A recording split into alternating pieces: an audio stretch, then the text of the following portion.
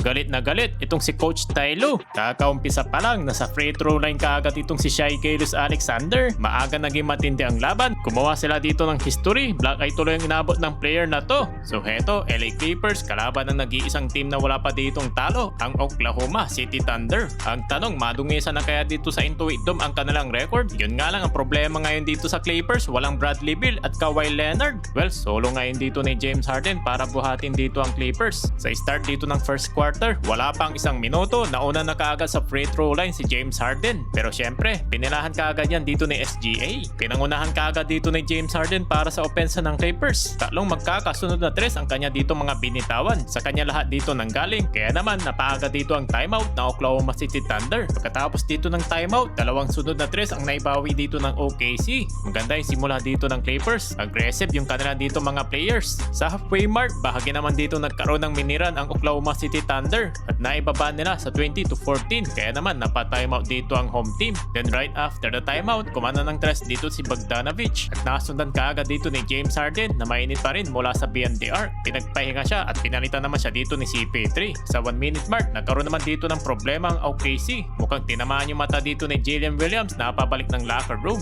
At bahagya naman dito nakabawi ng 3 points si Isaiah Joe para sa Oklahoma. Natapos naman dito ang first quarter, lamang ang Clippers 33-23. Sa start dito ng second quarter, ipinahinga naman itong si James Harden. Kaya naman tuloy nakakuha dito ng momentum ang OKC at naibaba nila sa 4 ang kalamangan dito ng Clippers sa 10 minutes mark. Kaya naman si Ty Lue naman dito ang napa-timeout. Pagkatapos dito ng timeout, muli naman ditong binalik si James Harden pero unti-unti ditong nakakadikit na ang OKC. Sa Clippers naman, leading naman dito si James Harden with 17 points at sinusundan naman dito ni John Collins with 14 points. Maganda dito ang kanyang performance, 66% from the field goal. Shai Gilgeous-Alexander nakapag-assist, libreng-libre si Loader sa corner 3. Agad naman ditong bumawi si John Collins ng driving layup. Sa 3 minutes mark, naitabla na naman dito yung talaan, 48-48. Pero still, mainit pa rin dito talaga si James Harden sa 3-point line. Habang si SGA, bumawi naman dito sa free throw line. At nasundan dito ng kanilang mabilis na transition. Tikita lang dito ang laban. Nakakuha naman dito ng corner 3 si Jones Jr. Habang si SGA, 3-point play naman opportunity dito ang kanyang nakuha. With total of 12 points para dito sa MVP. Bago naman dito matapos ang second quarter, ganda naman dito ng alley-oop play ni John Collins at Zubac. 57-56 in favor for Clippers. Sinimula naman dito ni Ikasubak sa third quarter ang opensa para sa Clippers. Pero yun nga lang, nakakuha naman dito ng miniran ang Oklahoma nang maitabla nila sa under 9 minutes mark, 65-65. Pero still, under control pa rin dito ang Clippers dahil nauwi naman sa 5-0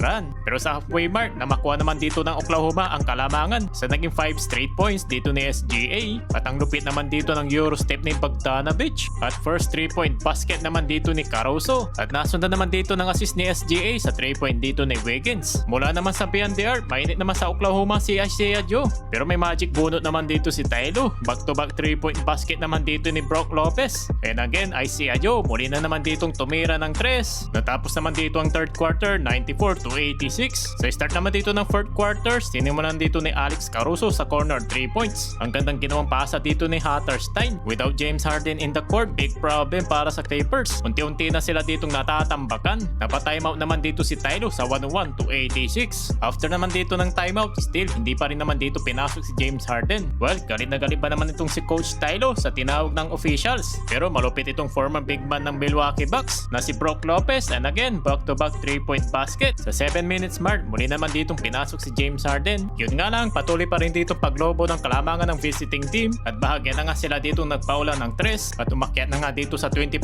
points ang biggest lead dito ng OKC. Yan, pinapangunahan dito ni Shai Gilgeous-Alexander with 30 points na meron siyang 4 rebounds at 12 assists at shooting 60% from the field goal. At sa huli, nakuha nila dito ang panalo 126-107. 8-0 na so far ang record dito ng OKC Thunder. Ito ang kanilang best start sa kanilang franchise history.